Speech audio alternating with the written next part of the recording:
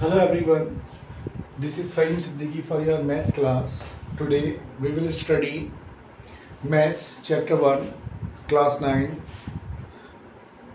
Number System. This one is your introductory class. Through this class we will give you the introduction. With the help of this video you can understand the questions or the concept of the chapters. You can solve all the questions easily here. So the very first thing is that in number system, that is a natural number. We know very well what are natural numbers. So counting numbers are also called counting number is called natural number. Just like 1, 2, 3, 4, 5 and so on. These are natural numbers. Natural numbers के बाद हम जाएंगे whole numbers. अगर हम इसमें zero बढ़ा देंगे तो क्या हो जाएगा, ये होल नंबर्स हो जाएगा. दैट मीन्स कि counting numbers including zero is known as whole numbers. Then after we will go to the integers. Integers क्या होते हैं तो आप बताएंगे all negative and positive numbers including zero is known as integers. वो सभी number जो निगेटिव होते हैं, पॉजिटिव होते हैं और जिसमें ज़ीरो होता है वो क्या कहलाता है, इंटीजर्स कहलाता है. नेक्स्ट हमारे पास है रेशनल नंबर. रेशनल नंबर क्या होते हैं हम स्टडी करते आ रहे हैं शुरू से. Rational number the number which is written in the form of p upon q where p is anything else but q is not equal to 0, that is called rational number. तो हम यहाँ बता देंगे शॉर्ट्स में कि these numbers can be expressed in the form of p upon q. क्या होते हैं ये p upon q की फॉर्म में जो नंबर लिखे आते हैं वो रेशनल नंबर्स होते हैं. उसके बाद इरेशनल नंबर क्या होते हैं, irrational number p upon q की फॉर्म में लिखे आते हैं. जैसे 2/5 हो गया, 3/7, 8/13. These are rational numbers. Irrational number क्या होते हैं, these numbers can't be expressed in the form of p upon q. वो नंबर जो p अपॉन q की फॉर्म में नहीं लिखे जा सकते हैं वो इरेशनल नंबर होते हैं. अगर हम इनका एग्जाम्पल दे दें कि इरेशनल नंबर क्या होते हैं तो आप बता देंगे पाई जो होता है वो इरेशनल नंबर होता है. अब पाई के बारे में आप बोलेंगे तो पाई को जो है हम कितना 22/7 लिख सकते हैं. क्यों 22/7 जो फॉर्म आती है वो किसकी फॉर्म आती है, ये फॉर्म आती है रेशनल नंबर की. लेकिन पाई की जो वैल्यू है 22/7 वो एग्जैक्ट वैल्यू नहीं है, मैं आपको बता दूँ, ये चीज़ ध्यान रखिएगा. तो पाई जो है यानी 22/7 is not a rational number. So pi is irrational number. Pi कैसा है, इरेशनल नंबर है. √3 है, इरेशनल नंबर है. √5 है, इरेशनल नंबर है. √7 है, इरेशनल नंबर है. √13 है, इरेशनल नंबर है. ये क्या है, सारे इरेशनल नंबर्स है. अब इसी में बात करते हैं हम रियल नंबर्स की कि रियल नंबर क्या होते हैं. तो हम बता देंगे जो ये दोनों नंबर्स होते हैं आपके रेशनल और इरेशनल, यानी कि it contains that means real number contains all the rational numbers and irrational number. जितने भी रेशनल और इरेशनल नंबर को कंटेन करते हैं वो क्या कहलाते हैं, वो रियल नंबर्स कहलाते हैं. रियल नंबर्स में आपके रेशनल नंबर भी होते हैं, इरेशनल नंबर भी होते हैं. अब नेक्स्ट उसमें हम जो है स्टडी करेंगे इसमें रियल नंबर्स में, रेशनल नंबर में और इरेशनल नंबर के बारे में. So my dear children, now we will study rational number. Rational number क्या होते हैं, हमने लास्ट पेज पे रेशनल नंबर और इरेशनल नंबर के बारे में बात करी थी. हम रेशनल नंबर के बारे में फिर से थोड़ा बात करते हैं. यहाँ पर इस टॉपिक पे आपको क्वेश्चन मिलेंगे इस चैप्टर में. प्रोसीजर क्या रहेगा उसको सॉल्व करने का वो हम आपको बताते हैं. इस रेशनल नंबर में हमारे पास दो केसेस आते हैं. कितने केसेस आते हैं, 2 केसेस आते हैं. पहले तो ये जान लेते हैं कि रेशनल नंबर क्या होते हैं. These numbers can be expressed in the form of p upon q. क्या होता है, p अपॉन q की फॉर्म में लिखे जाते हैं, मैंने आपको बताया था वहाँ पर.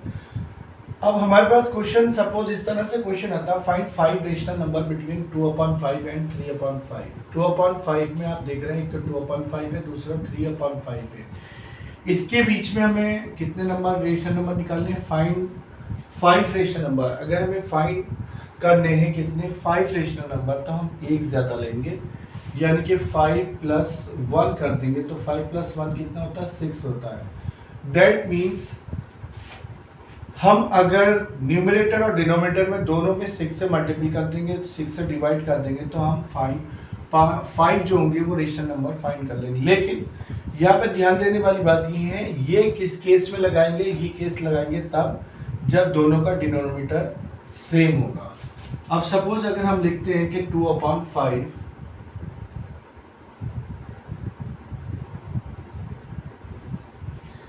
2/5 इसको, और दूसरा हम लिखते हैं कितना 3/5, हम ये लेते हैं। तो हमने आपको बताया था 2/5 और 3/5 में जब हम लेंगे तो डिनोमिनेटर कितना है 5 है। तो हम क्या करेंगे, 5 रेशनल नंबर बताने हैं हमें। ये 5 रेशनल नंबर बताने के लिए 6 से हम मल्टीपल करेंगे न्यूमरेटर में और 6 से डिवाइड करेंगे डिनोमिनेटर में। यानी कि 6 से जितना मैथमेटिक्स का एक रूल है कि जितने से मल्टीपल करते हैं उतने से डिवाइड करते हैं। कोई भी चीज़ हम अपने पास से नहीं कर सकते। Like that we have to do this 3/5 we need to multiply here 6/6, यानी कि 6 से मल्टीपल करा हमने और 6 से डिवाइड करा। तो आप देख रहे हैं यहाँ पर 2 6 कितना होता है 12 होता है, अपॉन कितना होता है 5 6 30 होता है। Here you will get 3 6 18 upon कितना 5 6 30। So we will write here 5 rational number. कैसे रिटेन करेंगे 5 रेशनल नंबर, 12/30 फर्स्ट आ गया हमारे पास। उसके बाद हम ये ले लेंगे कितना 18/30, 12/30 कॉमा 30/30 कॉमा 14/30 कॉमा 15/30 16/30 1 2 3 4 17/30 18/30। अब आप देख रहे हैं यहाँ पर हमारे पास ये दो एक्सट्रीम टर्म आ गई हैं। ये जो एक्सट्रीम टर्म होती हैं ये काउंटेबल नहीं होती हैं। अगर आप इन्हें काउंट करेंगे तो 1 2 3 4 5 you are getting 5 rational number. This one is a very easy method. If you will do the question with the help of this method, you can do it easily. So, my dear children, try to remember this method. Whenever the question will be there, okay, find 5 rational number, you have to using this procedure there. This procedure is very easy. You can use this procedure. Now, we will go to the next concept here, that is the find 5 rational number between 2/5 3/5। अगर ये question आप देख रहे होंगे तो इस question में और इस क्वेश्चन में आपको क्या फ़र्क मिलेगा। आपको यहाँ पर डिनोमिनेटर सेम थे, यहाँ डिनोमिनेटर दोनों के अलग अलग हैं। इसका डिनोमिनेटर कितना है 5 है और इसका डिनोमिनेटर कितना है वो है हमारे पास 4।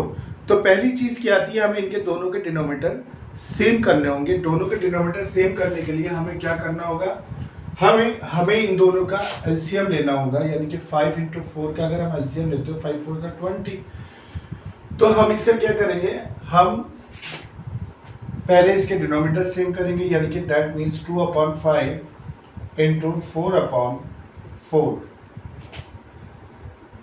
देन आफ्टर दूसरा हमारे पास क्या 3/4 × 5/5। हमने क्या करा, जितने से मल्टीपल करी उतने से डिवाइड करी। ऐसे ही हमने यहाँ करा, जितने से मल्टीपल करी उतने से ही हमने यहाँ डिवाइड करी। तो आप देख रहे हैं यहाँ से अगर हम ये करते हैं 2 4 8 अपॉन कितना आ गया my dear children 20। Then after ये आ गया हमारे पास कितना 3 5 15/5 4 20। So you are getting the same denominator here. अब हमारे पास क्या आ गया, ये केस बन गया ऊपर वाला। अब हमें कुछ करने की ज़रूरत नहीं है। हमें कितने 5 रेशनल नंबर बताने हैं।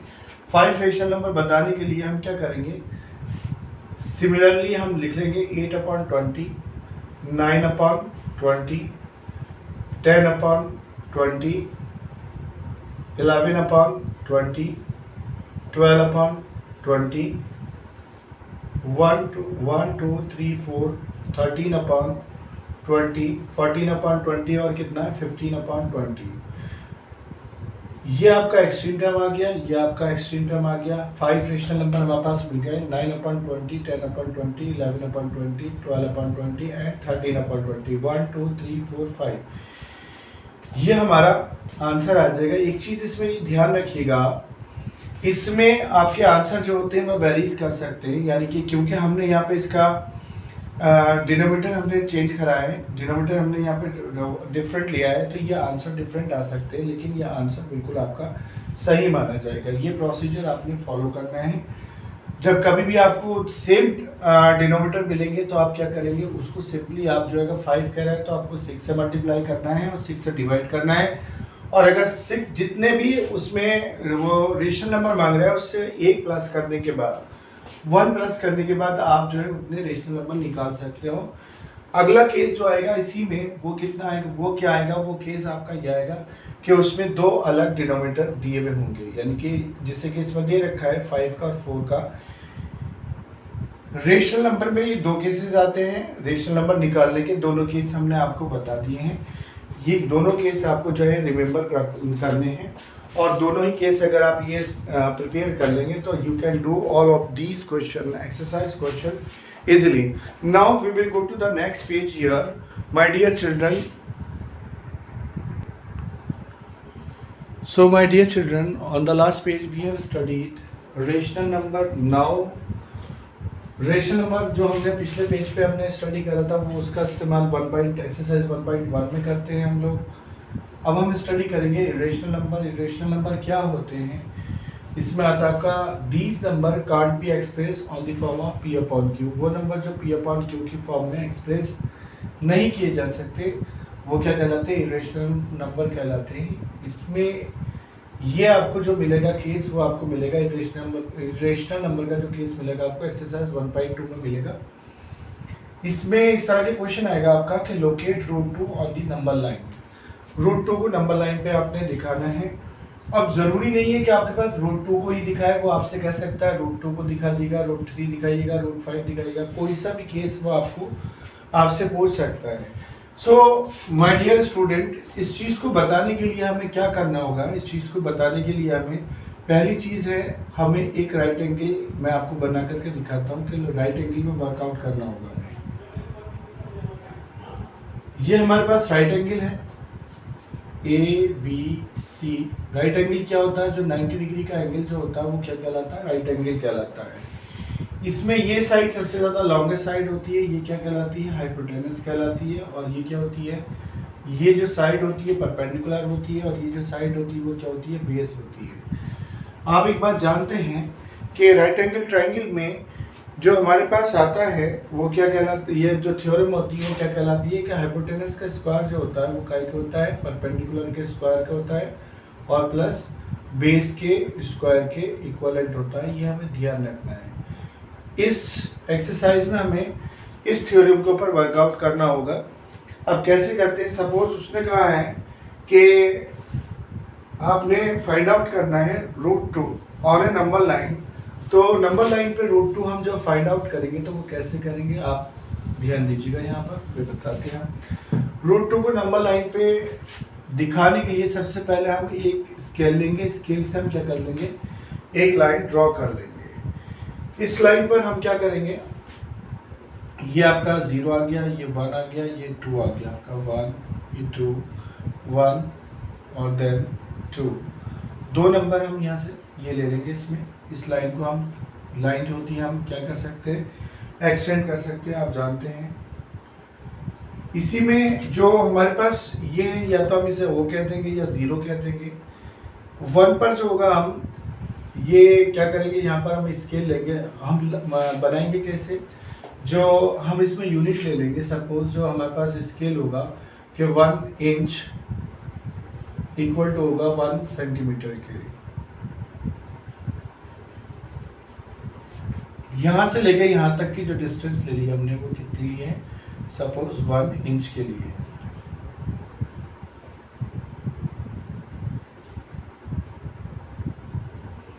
ये 1 इंच हो गई, ये 1 इंच हो गई, ये हमारे पास 2 इंच की डिस्टेंस हो गई। हम क्या करेंगे, यहाँ पर हम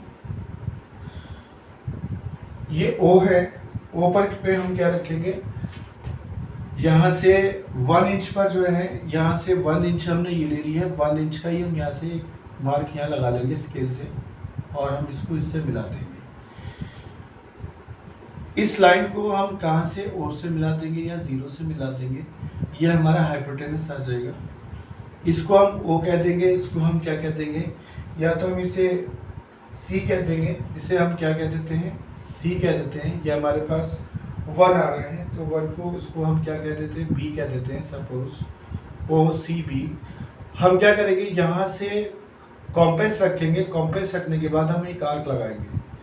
कॉम्पेस रखने के बाद हम जब आर्क लगाएंगे तो आर्क हमारे पास इतनी आएगी। ये कैसा आएगी आर्क कॉम्पेस रखने के बाद, इस तरह से। सपोज ये जो पॉइंट आएगा हमारे पास वो D आएगा।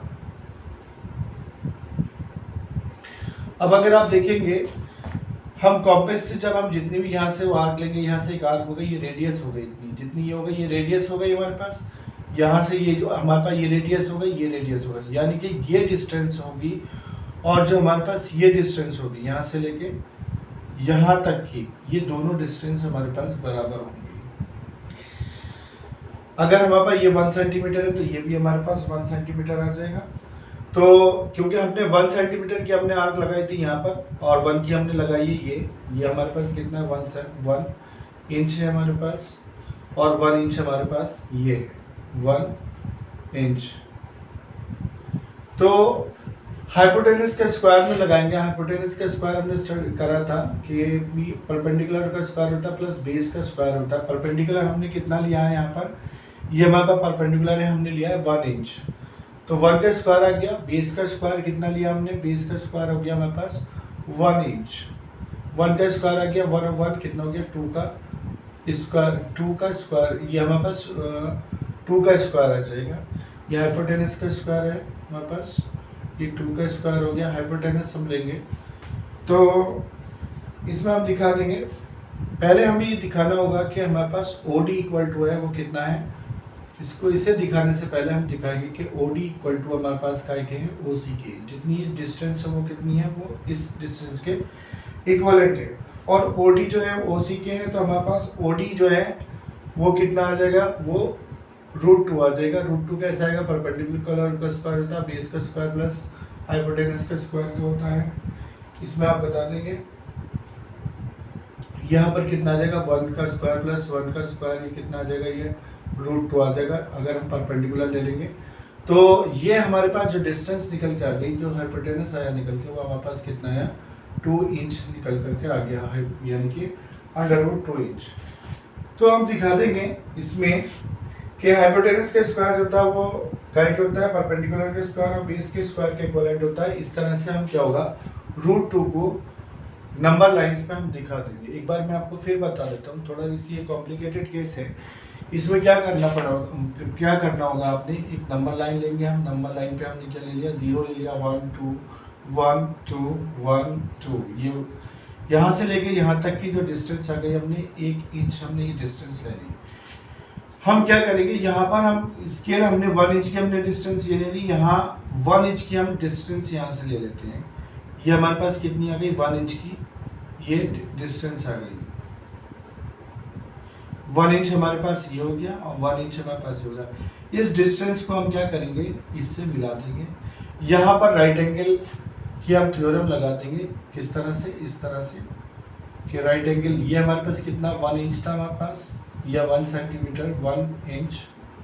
यहाँ हमने क्योंकि बड़ी हमने डिस्टेंस ली तो हमने 1 इंच माना हमने। तो क्या करेंगे हम, तो 1 इंच और 1 इंच कितना होता है, ये कितना होता है, 1 का स्क्वायर जो होता है प्लस 1 का स्क्वायर होता है, वो कितना होता है हमारे पास 2 होता है। कितना होता है 2। तो यहाँ पर आप बता दोगे परपेंडिकुलर का स्क्वायर जो हो जाएगा, यानी कि ये जो हमारे पास परपेंडिकुलर का स्क्वायर आ रहा है, हाइपोटेनस का जो स्क्वायर आ रहा है वो कितना आ रहा है, वो आ रहा है हमारे पास √2 आ रहा है। तो यहाँ से इसकी वैल्यू जो निकाल करके लाएंगे, परपेंडिकुलर का स्क्वायर होता है हाइपोटेनस का जो स्क्वायर होता है परपेंडिकुलर का स्क्वायर प्लस बेस के स्क्वायर, यानी कि 1 का स्क्वायर प्लस 1 का स्क्वायर, यानी कि कितना, ये हमारे पास 2 आ गया। ये हो गया हाइपोटेनस का स्क्वायर, और हाइपोटेनस इक्वल टू हो जाएगा √2। इसका स्क्वायर हटाएंगे और इसके ऊपर स्क्वायर हम चढ़ा देंगे। तो इस तरह से हम दिखा सकते हैं। अब यहाँ पर हम क्या रखेंगे, कॉम्पेस रखेंगे। कॉम्पेस रखने के बाद हम यहाँ पर इसकी ये डिस्टेंस इतनी लेंगे, जो डिस्टेंस लेने के बाद इसका हम यहाँ पर आर्क लगाएंगे। तो आर्क लगाने के बाद ये कोई पॉइंट आएगा हमारे पास, जिससे हम क्या कह देंगे, डी कह देंगे। ये यहाँ से लेकर यहाँ तक की जो डिस्टेंस होगी वो ये डिस्टेंस के इक्वलेंट होगी। ये डिस्टेंस कितना है, ये ओ सी, यानी कि हमारे पास ओ सी इक्वल टू आ जाएगा कितना, 1 सेंटीमीटर, और ओ डी इक्वल टू आ जाएगा कितना, 1 सेंटीमीटर। दैट मीन्स कि O C equal to O D क्या आ जाएगा, ये प्रोसीजर रहेगा हमारे पास। Hope so that you are trying to understand this case here. Now we will understand, we will go to the next page to understand the next concept here, my dear student. So my dear children, now in this page we study the cases of decimal expansion. Decimal expansion में हमारे पास 3 cases आएंगे। वो क्या क्या आएंगे, 7/8, 10/3 और √2। यानी कि 2 केसेस जो होंगे हमारे पास कैसे होंगे, 2 केसेस होंगे हमारे पास रेशनल केसेस, और this one and this one rational cases होंगे, this one will be the irrational cases। तो डेसिमल एक्सपेंशन को अगर वो कहता है कि डेसिमल एक्सपेंशन निकालिए, तो कैसे निकालेंगे, जैसे 7/8 को हमें सॉल्व करना है, यानी कि 7 को 8 से डिवाइड करना। तो जब हम 7 को 8 से डिवाइड करेंगे तो डेसिमल लगा के हम 0 बढ़ा देंगे, डेसिमल लगाएंगे और हम इसकी जो है इसको डिवाइड कर लेंगे। तो डिवाइड करने के बाद हमारे पास जो आंसर आएगा वो कितना आएगा, 0.875। तो हमारे पास इसका जो आंसर आएगा 0.875 आएगा। उसके बाद हम इसे सॉल्व करेंगे 10/3 को। जब 10/3 को सॉल्व करेंगे तो कितना हमारे पास आंसर आ रहा है, 3.33। तो हमारे पास आंसर आएगा 3.33। हम इसे क्या करेंगे, या तो हम इसे 3.33 कर देंगे, या हम क्या कर लेंगे, इसको हम 3.3 पर क्या लगा देंगे, ये बार लगा देंगे। जो ऊपर निशान लगा हुआ होता है वो काय का होता है, बार का निशान लगा होता है। इसका मतलब होता है कि हम इसे, इस नंबर को हम रिपीट करते रहेंगे, कितनी भी बार हम इस नंबर को रिपीट कर लेंगे। ऐसे ही हम जो है √2 को सॉल्व करेंगे। √2 को सॉल्व करने के बाद जो है हमारे पास आंसर आ रहा है वो कितना आ रहा है, वो आ रहा है हमारे पास 1.41421356237।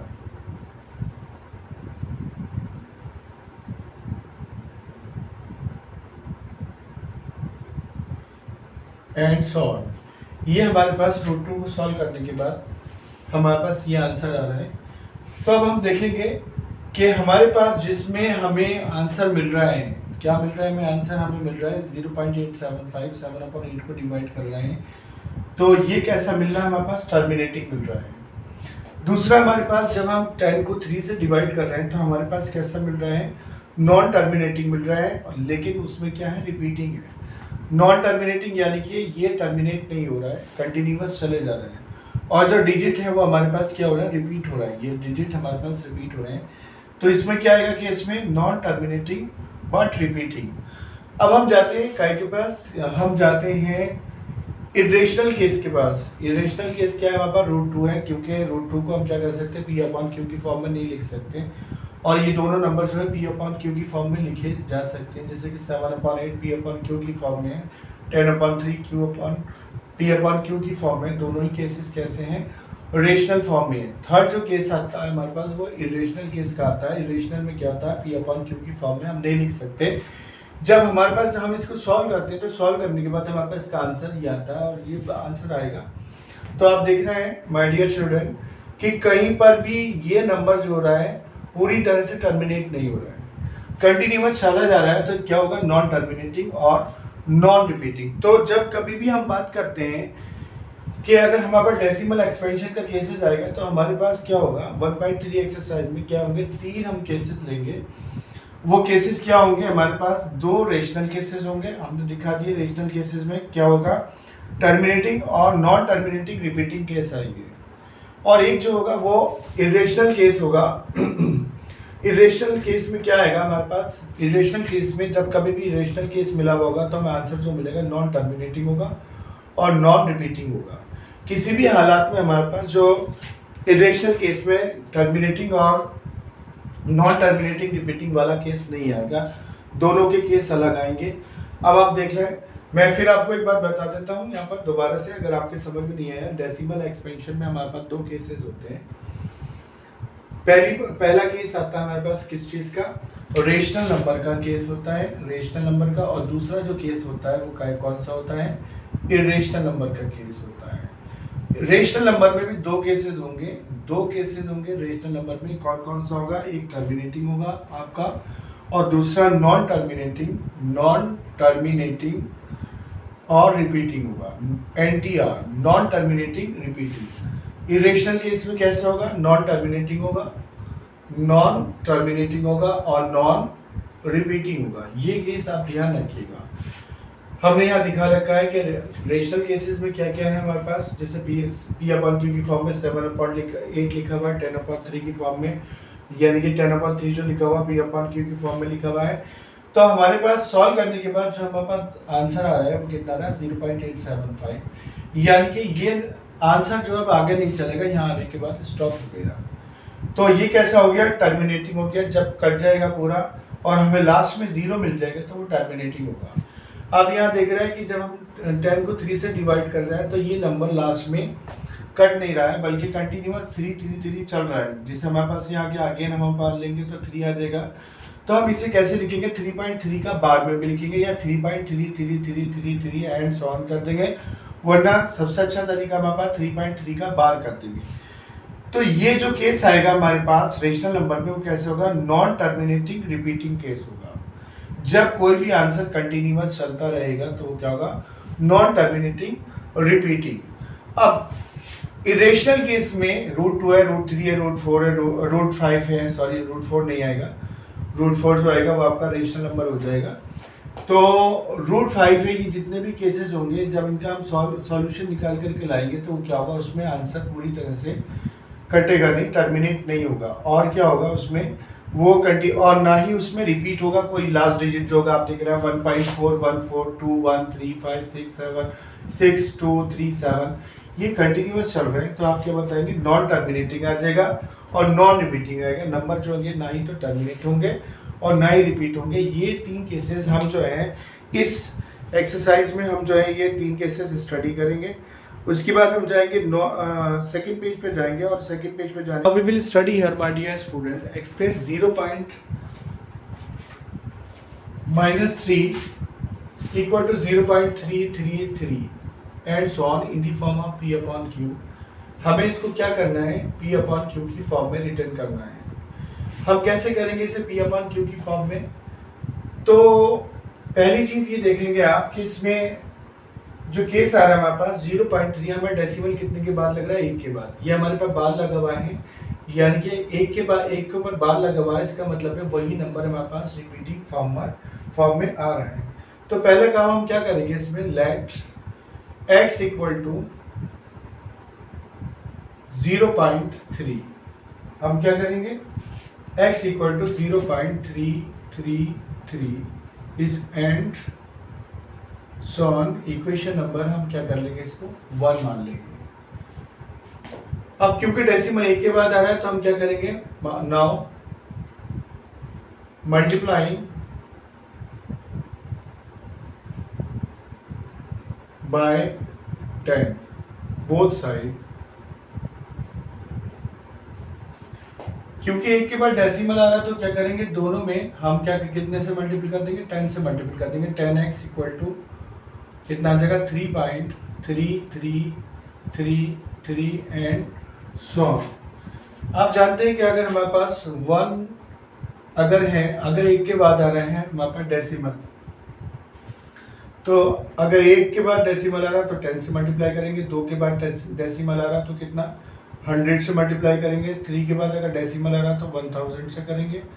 4 के बाद अगर डेसिमल आ रहा है तो 10,000 से कर देंगे। इस तरह से हम क्या करेंगे, इसको मल्टीप्लाई कर देंगे। तो हमने क्या करा, हमने इक्वेशन 1 बना ली, उसके बाद हमने 10 से मल्टीप्लाई करा, ये हमें इक्वेशन 2 मिल गई। अब हम क्या करेंगे, इक्वेशन 2 में से इक्वेशन 1 को माइनस कर लेंगे, 2 - 1 कर लेंगे और यह हम रिटर्न कर देंगे सब्ट्रैक्टिंग इक्वेशन 1 फ्रॉम इक्वेशन 2। तो हम क्या करेंगे, 10x - x। हमने क्या करा, 10x में से x को हम माइनस कर रहे हैं तो हमारे पास ये कितना आ रहा है 10x का कितना आ रहा है 3.3333 and so on minus 0.3333।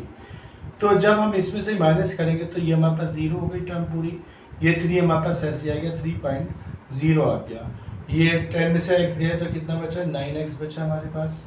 x की वैल्यू कितनी आ गई हमारे पास 3 अपॉन, इसको हम क्या करेंगे 3 रिटर्न कर सकते हैं 3.0 को 3 अपॉन, ये 9 हमारे पास मल्टीपल में था, ये हमारे पास इधर ले जाएंगे तो काय में आ जाएगा डिवीजन में आ जाएगा, इसे हम काटेंगे 3 से हम काट लेंगे, 3 1 सा 3 होता है और 3 3 सा 9, तो हमारे पास x की जो वैल्यू आ जाएगी वो कितनी आ जाएगी 1/3 आ जाएगी। This one will be the answer. Now we can solve these exercise, these types of the question with the help of this method. अगर one more thing is that अगर आप इस चीज़ को ऐसे सॉल्व नहीं कर सकते हैं कि इसमें से डायरेक्टली आप माइनस कर लें, तो आप क्या करेंगे 10x इक्वल टू कर लेंगे आप कितना 3 माइनस 3 3 3 3, 10x में से आप क्या करेंगे इसमें से इतना माइनस कर लेंगे, उसके बाद क्या कर लेंगे x इक्वल टू कितना 0.3333, दिस इज माइनस नाउ कितना 0.0003 as it is equal to 10 में से 9 तो ये 9x कितना आ जाएगा 9x आ जाएगा लाइक दिस। तो वी आर गेटिंग दिस, और x को हम क्या करेंगे x इक्वल टू 3/9, 3 1 3 3 9। तो we can use both the ways here, if you want to use this way you can use this way, if you want to use this way, क्योंकि अब आप 9th class में आ गए थे, थोड़ा सा आपको जो है एक स्टैंडर्ड मेथड रखना होगा। उसके बाद हम बात बताएंगे आपको ऑपरेशन और रियल नंबर्स के, रियल नंबर के ऑपरेशंस क्या होते हैं। इस मेथड को मैं आपको एक बार और बता देता हूँ कि क्या करना है हमें, कि जब हमें क्वेश्चंस मिला होता है 0.3 equal to 0.3333 in the form of p/q, in that cases हम क्या करेंगे लेट x इक्वल टू कितना कर लेंगे 0.333, जो हमारे पास क्वेश्चन है लिखा हुआ उसको हमने क्या करा, हमने x के इक्वलेंट रख दिया, लाइट करने के बाद इक्वेशन हमने 1 बना ली। क्योंकि डेसिमल 1 के बाद आ रहा है तो हम क्या करेंगे 10 के बाद कर लेंगे। हमने आपको बताया अगर डेसिमल 1 के बाद आ रहा है तो 10 से मल्टीपल करते हैं, डेसिमल 2 के बाद आ रहा है तो 100 से करेंगे, 3 के बाद आ रहा है तो 1000 से करेंगे, 4 के बाद आ रहा है तो 10,000 से करेंगे। तो यहाँ पर डेसिमल 1 के बाद आ रहा था, हमने 10 से मल्टीपल कर दिया, तो 10x इक्वल टू हो गया 3.3333, इक्वेशन 2 आ गई। अब हमने क्या करा, इक्वेशन 2 में से इक्वेशन 1 को हमने माइनस कर लिया, यानी कि 10x में से x गया तो हमारे पास जो, और क्या करा हमने 3.3333 4 टाइम्स ऐसी हमने रिटर्न कर दी इक्वेशन 1, इसमें से हमने माइनस कर लिया, x की वैल्यू 3/9 आ गई। 3 की टेबल हम दोनों में राइट कर लेंगे, इसे हम जो है नॉमिनल टर्म में लेंगे, 3 1 3 और 3 3 9 1/3 आ जाएगा। x की वैल्यू हमारे पास कितनी आ जाएगी 1/3 आ जाएगी। Now we will go to the next page to understand the operation on real number. My dear children, we need to erase this and we will go to the next page to understand the operation on real number. Now my dear children, on this page we study operation on real numbers, कि real numbers पे किस तरह से operation workout करते हैं। जैसे कि हमारे पास ऑपरेशन 4 ऑपरेशन हमारे पास रहेंगे, वो कौन कौन से रहेंगे, एडिशन होगा, सब्ट्रैक्शन होगा, मल्टीप्लिकेशन होगा और डिवीज़न होगा। सपोज वो कह रहा है कि आपसे ऐड √2 + 5√3 एंड √2 - 3√3, हम इसे सॉल्व करना है। इस तरह के क्वेश्चन वो आपसे पुटअप कराएगा इस एक्सरसाइज में। तो आप कैसे करेंगे, इसमें आप जो है 2√2 + 5√3 ऐसे लिख लेंगे। हम क्या करेंगे, इसमें जो 2 ऑपरेशन लगेंगे, या तो हम एडिशन का ऑपरेशन लगाते हैं या सब्ट्रैक्शन का लगाते हैं। इस केस में मल्टीप्लिकेशन और वो नहीं लगेगा डिवीज़न, प्लस हमने ये लगाया कितना √2 आ गया और माइनस का 3√3 आ गया। नाउ यहाँ पर हमारे पास क्या हो रहा है, 2√2 हमारे पास सेम है और √2 सेम है, तो हमने क्या करा 2√2 + √2 हमने सेम हमने रख लिया, प्लस 5√3 हमारे पास ऐसे ही आ गया और माइनस का 3√3 हमारे पास ऐसे आ गया। यानी कि जो सेम रूट वाले थे वो हमने एक तरफ कर लिए, और जो यहाँ पे जो थे ये सेम रूट के थे ये हमने एक तरफ कर लिए, और ये हमने एक साइड कर लिए। अब हम देखेंगे ये 2√2 है, ये √2 है, तो 2√2 में जैसे हमारे पास एक रूट ये हो गया, एक ये हो गया, तो हमारे पास कितना आ जाएगा, ये हमारे पास 3√2 आ जाएगा। 2√2 प्लस √2 कितना हो जाएगा, 3√2 प्लस हम एज इट इज लगा देंगे, इसमें 5√3 है और इसमें से कितना 3√3 है, 5 में से 3 जाएगा तो कितना बचेगा, 2 बचेगा और √3 हमारे पास ऐसे ही आ जाएगा। Hope that you are trying to understand my question answer my dear student. अगर अभी भी आपको कोई दिक्कत है तो फिर मैं बता देता हूँ, आपको एक बार फिर मैं यहाँ एक्सप्लेन कर देता हूँ। देखिए 2√2 है आपका प्लस 5√3 है प्लस कितना √2 है आपका और कितना माइनस का 3 और √3 है। पहला काम हम क्या करेंगे, 2√2 वाले और जो √2 वाले हैं उनको सबको एक जगह हम कर लेंगे। 2√2 प्लस √2 कर लिया हमने एक जगह, प्लस ये कितना 5√3 आ गया हमारे पास माइनस का 3√3 आ गया।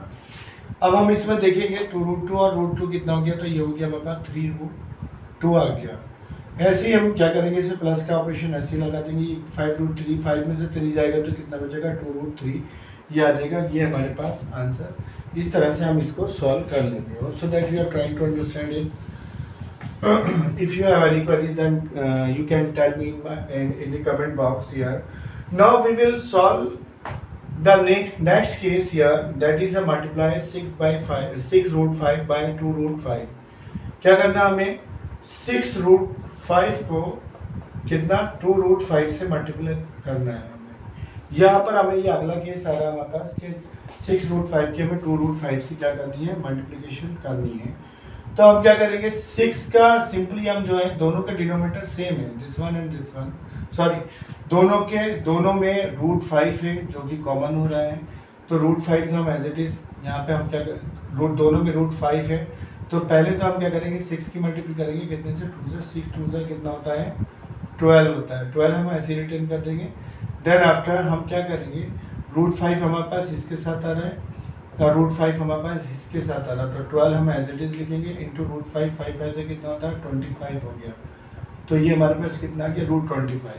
ये कितने का स्क्वायर होता है, स्क्वायर रूट होता है, तो 12 इंटू कितना 5, ये कितना आ गया हमारे पास, ये आ गया हमारे पास 60।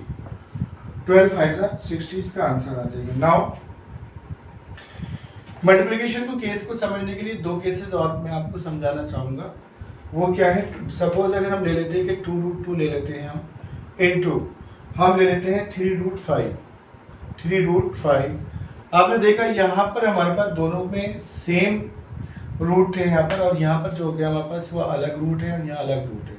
तो हम क्या करेंगे, सेम प्रोसीजर रखेंगे। 2 इंटू 3 हम क्या करेंगे, 2 3 2 इंटू 3 इंटू √3 इंटू √5 क्या हो जाएगा, 2 3 6 हो जाएगा, और ये कितना आ जाएगा √3 इंटू √5 हमारे पास आ जाएगा √3 इंटू √5, ये हो जाएगा कितना 50। हम इसे कर सकते हैं अगर हम चाहें तो इसे 3√5 हो गया हमारे पास, 2√2 कर सकते हैं। अगर हम इसे 2√2 करते हैं सपोज, तो हम क्या करेंगे 2√2 यहाँ पर, सॉरी यहाँ पर हम क्या कर लेंगे √2 कर लेते हैं दूसरे केस में। तो 2 3 6 हमारे पास सेम आ जाएगा, 5 2 10, तो यहाँ पे कितना आ जाएगा √10 आ जाएगा। कोई से भी डिजिट ले लेंगे आप, तो हमारे पास कितना आ जाएगा 6√10 आ जाएगा। वहाँ कितना आ रहा था 15 आ रहा था। एक केस डिवीजन का भी ले लेते हैं। डिवीजन का केस में सपोज हमारे पास अगर आ जाता है कि 8√15 है हमारे पास, 8√15 अपॉन 2√3, तो इसे हम, ये हमारे पास मल्टीप्लिकेशन का डिवीजन का केस हो जाएगा। तो 2 से हम काटेंगे किसे 8 को, 2 4 से 8 होता है, और √3 से जो हम काट लेंगे √15 को काटेंगे तो 3 5 से 15 आ जाएगा। तो हमारे पास कितना आ जाएगा 4 कितना आ जाएगा 5 आ जाएगा। This one will be the answer. तो हम क्या कर सकते हैं, इस तरह से हम ये तीनों ऑपरेशन हम लगा सकते, दोनों ऑपरेशन लगा सकते हैं। इसके बाद हम नेक्स्ट केस पे जाएंगे, जो कि हमारे 3 पॉइंट्स होंगे। 3 पॉइंट्स के बारे में स्टडी करेंगे my dear children. Now we will go to the next page here, that is now we will study here 3 points. 3 points क्या है हमारे पास, इसमें हमारे पास फर्स्ट पॉइंट आएगा the sum of difference of a rational number and an irrational number is irrational. जो difference होता है किसका, रेशनल नंबर का और इरेशनल नंबर का वो क्या होता है, रेशनल नंबर होता है। यानी कि जो रेशनल नंबर का और इरेशनल नंबर का जो डिफरेंस आएगा वो क्या होगा, ऑलवेज इरेशनल नंबर होगा। Is it clear? ऐसे ही यहाँ पर थर्ड पॉइंट आएगा, द प्रोडक्ट और क्वोशिएंट ऑफ अ नॉन